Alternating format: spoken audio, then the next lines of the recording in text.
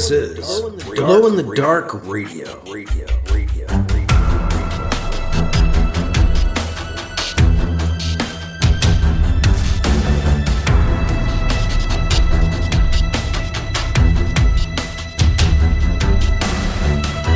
The science fiction podcast with original independent science fiction written and performed by Mike Luoma, with music by Kevin MacLeod.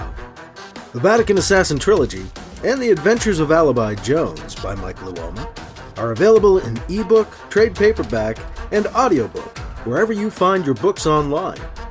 Get links and details at glowinthedarkradio.com. This is the science fiction podcast, Glow in the Dark Radio. I'm your host, your writer and reader, Mike Luoma, and I've got Chapter 4 of Alibi Jones and the Sunrise of Hur, as we continue with the Chronological Omnibus, The Adventures of Alibi Jones Chronological Omnibus on Glow in the Dark Radio. Alibi Jones is now on the hunt for the Sunrise of Hur, the Dakhur artifact lost or stolen when Rene Lavalour's thugs kidnapped Katie Ramsey at Kit's wedding to his bride Trish. Trish was wearing the Sunrise of Hur, a beautiful tiara with a blood-red gem in the center, when she was killed during the raid.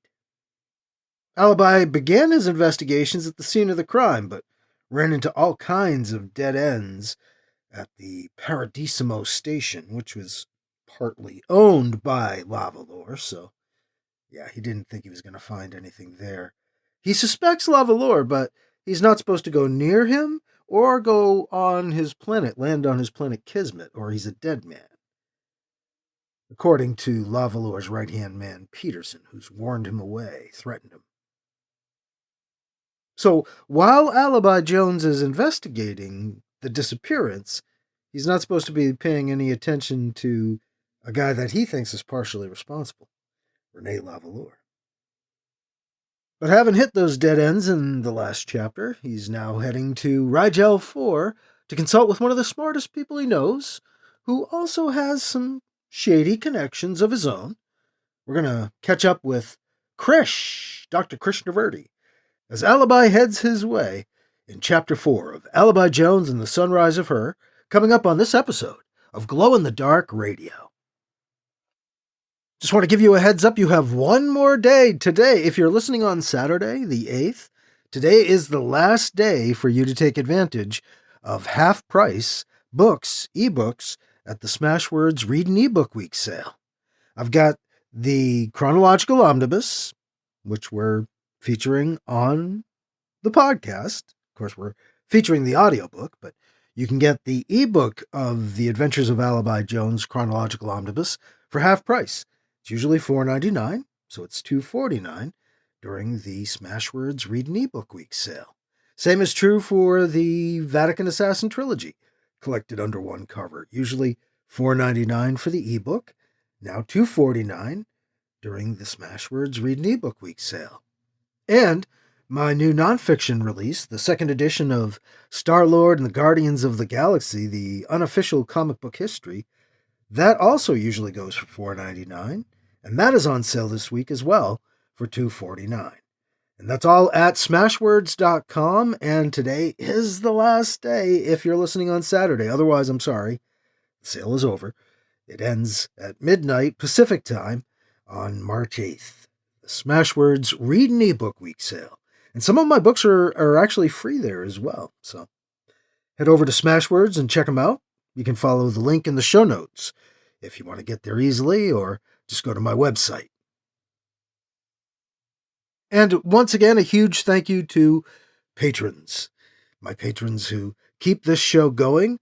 If you want to become a patron, you can do so for $2, $5, or $10 a month over at patreon.com. That's Patreon. Patreon.com/glowinthedarkradio is where I have this patronage system set up. It's a, totally voluntary way for you to support the show if you enjoy it. I've got a handful of people who do, and they keep the show going. It's important, things like websites and feeds and things like that, they cost some money, so the only way I really sustain this podcast is by patrons. Patrons keep it going. So thank you once again for being a patron, if you are. I should have this in your hands early this week, and I hope you're enjoying it early. And if you want to become a patron, again, I would love to have your support. You can do that at patreon.com/glowinthedarkradio. Or again, go to my websites, glowinthedarkradio.com or mikeluoma.com, and follow the link to Patreon. That's it for book news. We'll get into Chapter 4 of Alibi Jones and the Sunrise of Hur next on Glow in the Dark Radio. The Flesh Pulp Podcast. 3 to 10 minutes of fiction brought to you thrice weekly.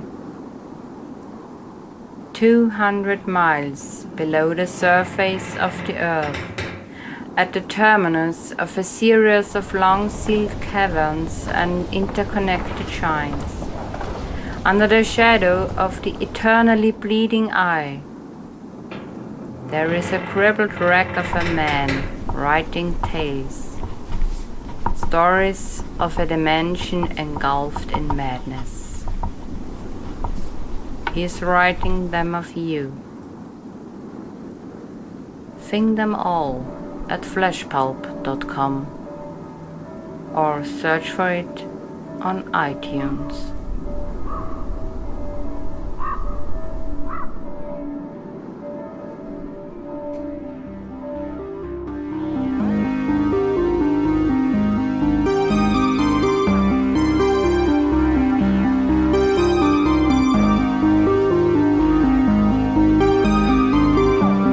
Now here's Chapter 4 of The Adventures of Alibi Jones Chronological Omnibus, Alibi Jones and the Sunrise of Hur, on Glow in the Dark Radio.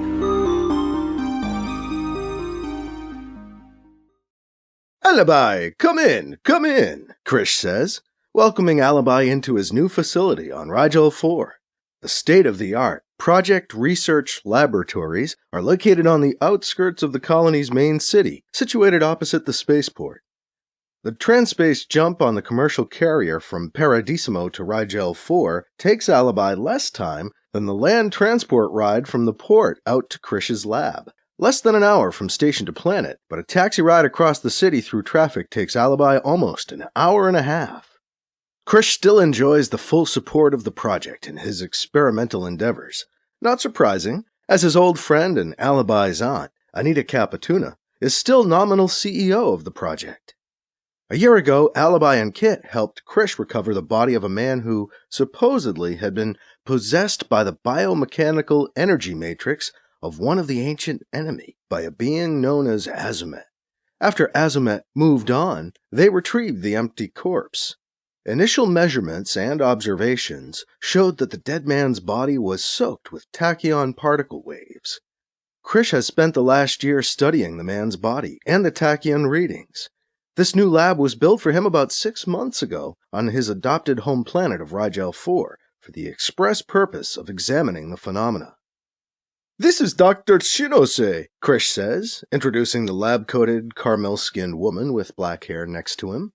"Alexandra Shinose, top of the field in applied tachyon mechanics." "Hello," Alibi says, approaching the woman with his right hand extended. "Oh," she says, backing up from him. I'm sorry, I don't shake hands." Krish steps in between them. "Sorry, Doctor. I should have said something." He turns back to Alibi. "Dr. Shinose does not like germs, Alibi. She is a bit, eccentric." Krish shoots her a sideways glance. "Dr. Krish," she protests. "Oh, okay, sorry," Alibi says, lowering his hand. Krish brightens as a thought occurs to him. "Would you like to see what we've been able to accomplish, Alibi?" "Accomplish?" he asks the old scientist. "Thanks to Dr. Shinose here, we've been able to take tachyon science out of the realm of pure theory and actually apply it." "What? Really?" Alibi asks, surprised. "Didn't know he'd been able to take it this far." "Only to a degree," Shinose protests softly. Would you like to see a demonstration? Krish asks. Dr. Krishnavurti, I really don't think, she protests. Nonsense! Alibi is a friend, Shinose, the old scientist interrupts and reassures the woman. We can show him how gloriously we are failing. Failing? Alibi asks, but his question is left hanging in the air as Krish turns and walks away into the lab. Come on! Come, Alibi! Krish calls back. Alibi looks at Dr. Shinose, who looks away quickly. Shy. She's a little strange. She follows Krish out of the room. Alibi shrugs and follows after the other two down a corridor to the main lab. Alibi notes that they have moved both of Azumet's time machines into the lab. They recovered the machines last year, after Azumet managed to escape. The machines have been disassembled to some degree, the interior workings of the devices pulled apart and laid out in front of each apparatus. Alibi! Krish calls out from a short distance ahead. Alibi realizes he's been dawdling in front of the machines. He heads for the sound of Krish's voice and finds the two scientists in a small testing room just off the main lab. As he walks into the testing room, Alibi sees a small crabapple sitting on a table in the center of the room, underneath an elaborate contraption. Dr. Shinose has already strapped on safety goggles. She's positioning the apple on a metal tray underneath the machine. We can move a small apple about 20 seconds ahead in time now, Alibi, Krish says proudly. Well, Doctor, that's not exactly true, Shinose corrects him. Sure it is, Krish contradicts her. Though the apple does have certain, structural problems once it reappears. It blows up, Shinose confides in Alibi. It moves through time, but loses its structural integrity. All we have right now is a very expensive applesauce maker. Enough talk! Show him, Krish says next to her.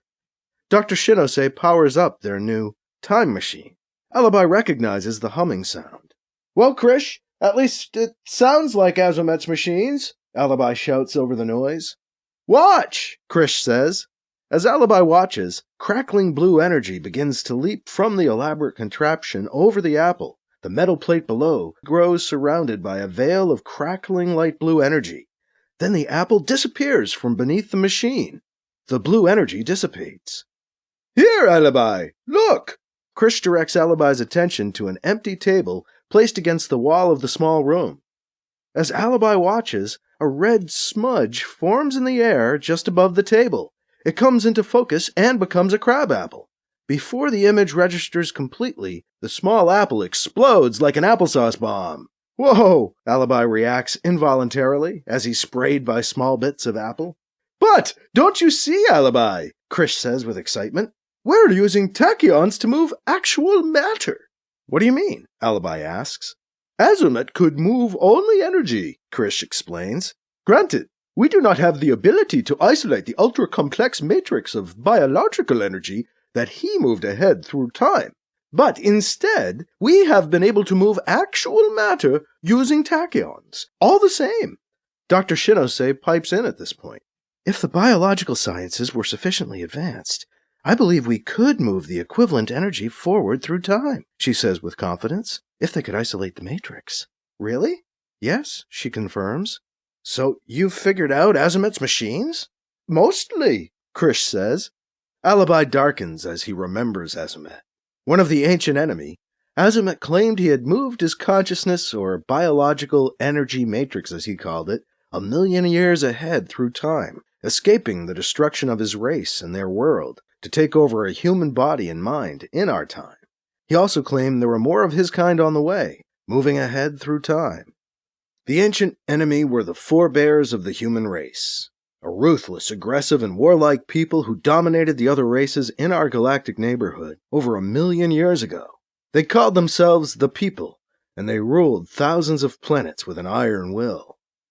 Though human-like, they possessed greater physical abilities and mental skills than we humans of Earth. Despite their strength and abilities, eventually the other races rose up and threw off their rule, destroying them and their homeworld. The scientists among the people tried to ensure their race lived on. Some launched what they called star seeds, rocket-propelled packs of DNA sent off to colonize future homes. According to Azumet, the best, or worst, of this race had then escaped, like him, into the future. Finding our bodies to be lacking, Azamet tried extracting his people's DNA structure from the human genome to create new bodies for his race through cloning. He would grow new bodies for the people to live in.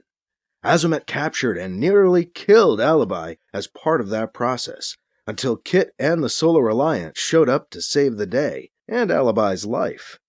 Azamet seemed to escape via his time machine, using his machine to presumably jump ahead through time into another body when Kit and the safe rescued Alibi, leaving another empty husk of a body behind. Could he really do it then? What you thought he could? Move through time? Move them through time? Krish looks down before looking back up at Alibi. I am afraid so. It seems he was telling the truth. At least about that, Krish says. So, we still need to find him. Undoubtedly, Krish agrees. You've decided to try to pick up his trail again then, Alibi. Not really. Not now, anyway. That's not why I'm here, Krish. No? No, I mean, that is important. We need to find Azamet. But first, I've got another problem I've got to take care of. Oh, the Sunrise of Hur, Krish exclaims. He smiles. Alibi realizes Krish has heard the news from Anita. Yeah, Alibi confirms. Alibi, I want you to know how sorry I am about your loss, Krish says, remembering himself. I was sorry to hear about them taking your Katie. She's not my Katie, Alibi cuts him off, protesting. We were already on the outs. Sorry, Alibi, Krish says, maintaining his calm and in turn relaxing Alibi. It is good that you still care enough about her to pursue this.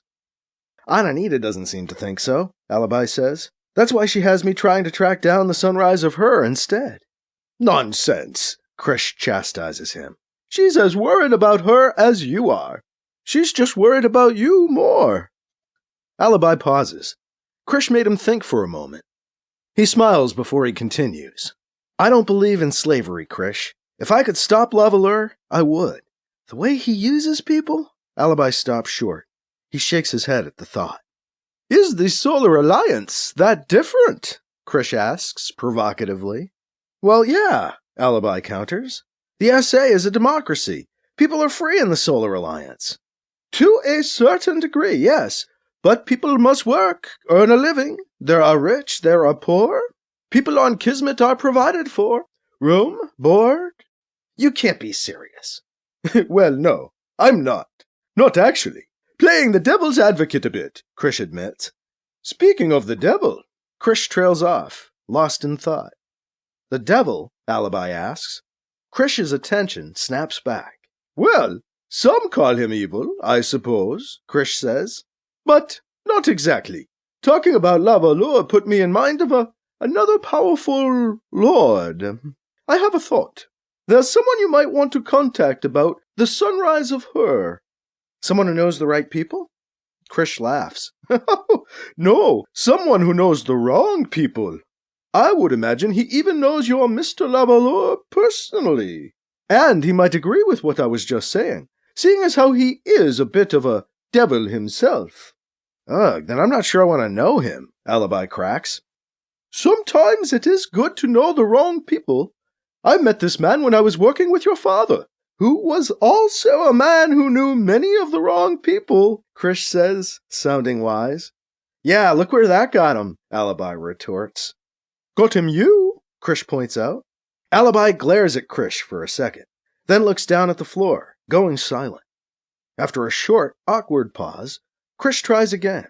I can make arrangements for you to meet him, this devil, Krish offers. He is not usually a man who is publicly accessible, you see. Why? Is he rich? Powerful? Yes and yes, Krish confirms. He is also old and cranky. Look who's talking. Alibi! You open the door, Krish. The two men laugh as the small tension between them breaks. All right, Alibi concedes. So, who is this guy? Richard Wentworth. Krish says the name deliberately. Heard of him, maybe? Richard Wentworth? Well, yeah, Alibi says. Naturally. He's like the richest guy in the Solar Alliance. Maybe one of the oldest, too. You know him? We go way back, Krish confirms with a hint of pride. I would imagine a man as wealthy and powerful as Wentworth knows where valuable objects might be found. Shall I call him for you? Now? Alibi is surprised. Why not? Sure, Alibi decides on the spot. Why not? Good. Come on then, Krish says. He leads Alibi and Shinose back into the main lab. I must make the call in private, Krish tells them. Please excuse me. He leaves for his office. Alibi and Shinose stand waiting, in silence. How do you like working with Krish? Alibi asks her, trying to make small talk. Dr. Krishnavurti? She asks. Alibi nods. He is a brilliant man, but also a bit odd. Look who's talking. That's Krish, Alibi agrees. He glances down at Shinose's gloves. I think sometimes brilliance goes hand in hand with eccentricity. Shinose blushes and turns away. Sorry, Alibi says. I didn't mean... Sorry. Hand in hand? Ugh. Hurry up and get back here, Krish. Mr. Wentworth is a busy man, Krish tells Alibi when he returns from the comm in his office. But he has agreed to see you. He has? Great.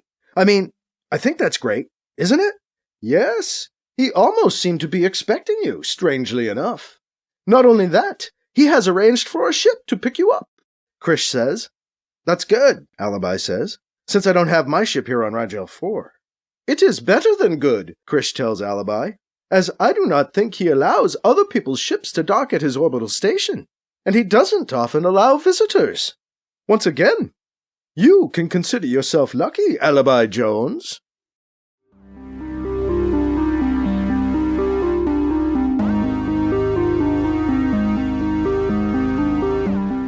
That was Chapter 4 of Alibi Jones and the Sunrise of Hur on Glow-in-the-Dark Radio.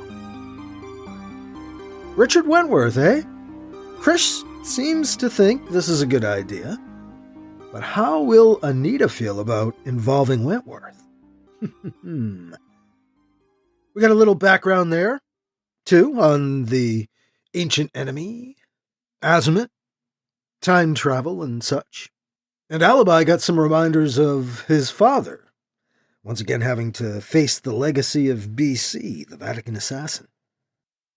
And of course, Alibi bristles a bit at being drawn into his father's world as he gets ready to meet one of the most powerful men in the universe. Of course, he probably wouldn't be meeting this guy if he didn't have the father that he did. So we'll see how that meeting with Richard Wentworth goes in our next episode, with Chapter 5 of Alibi Jones and the Sunrise of Hur. Again, a reminder that the Smashwords Read an eBook Week sale is drawing to a close. You have one day. If you're listening to this on Saturday, you have today only to take advantage of half-price ebooks at Smashwords. Vatican Assassin Trilogy, The Adventures of Alibi Jones, Chronological Omnibus, and the new nonfiction second edition of Star-Lord and the Guardians of the Galaxy in unofficial comic book history. All of those are usually $4.99, and this week they've been $2.49, and today is the last day of that sale. It's all happening at smashwords.com, and you can follow the link in the show notes, probably the easiest way to go. And once again, thank you to patrons of Glow in the Dark Radio for all your support. You keep the show going. No lie. And if you want to become a patron or find out more about this, you can do it for $2, $5, or $10 a month, and it's all done through Patreon. So just head over to patreon.com/glowinthedarkradio to find out more or to become a patron and help support the show. And thank you once again to those of you who do. And that is all for this week. I'm your host, your writer and reader, Mike Luoma. Thank you again for listening to Glow in the Dark Radio.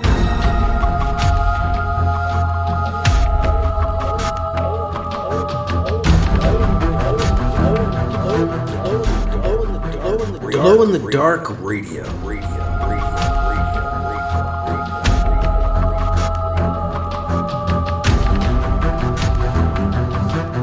This podcast presentation is copyright 2025 by Michael F. Luoma and is protected under a Creative Commons Attribution, Non-Commercial, No Derivatives 4.0 International License. CC by NCND 4.0. Music by Kevin MacLeod.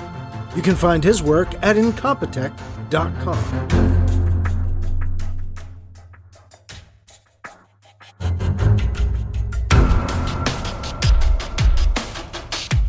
Mike's books are available in ebook, paperback, and audiobook, wherever you find books online. Get links and more details at glowinthedarkradio.com and mikeluoma.com. This has been a presentation of Glow in the Dark Radio.